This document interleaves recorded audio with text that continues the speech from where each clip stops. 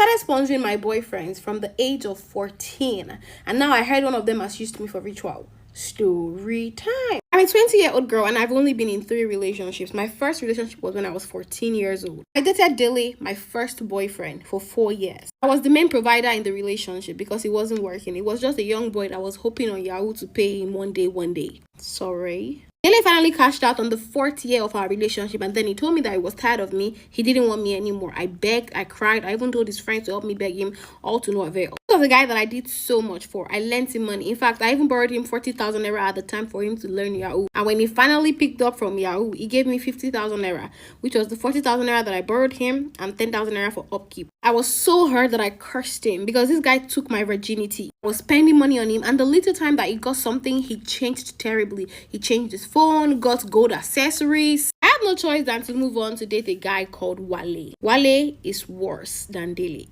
Wale didn't have a job when we started dating. In fact, I had to take it upon myself to job hunt for him. He was also waiting for the day he would pick up from Yahoo because he had nothing. I got a job opportunity for Dilly. They told him to bring his CV, but he refused up till today. He was so broke to the point where he could not even afford 1,000 naira for himself. Note, the relationship lasted for 7 months. I'm not someone who is lucky with relationship or friendship. In fact, I work, I make my own money, but good people never come my way. Later on, I influenced Wale to learn lash extension and I supported him. In fact, I paid for the instrument that he used. All because I wanted him to just have something to do for himself and be financially stable. Is that too much to ask for? I'm a hairstylist and the plan was for Wale to finish his lash tech business and then I would introduce him to my clients and have him start making lashes for them. It's going to be like a collaboration, like a joint business, and we'd make money together. So in short, I borrowed Wale 300,000 naira for him to learn this business, which he was supposed to pay me back once he starts making money through the client that I was planning on connecting him with. I couldn't take it anymore. I had already done enough for him, but Wale was too lazy to even wash his own clothes. So I had to break it up. Wale or any other guy had never given me a gift worth 15,000 naira. In fact, Wale had audacity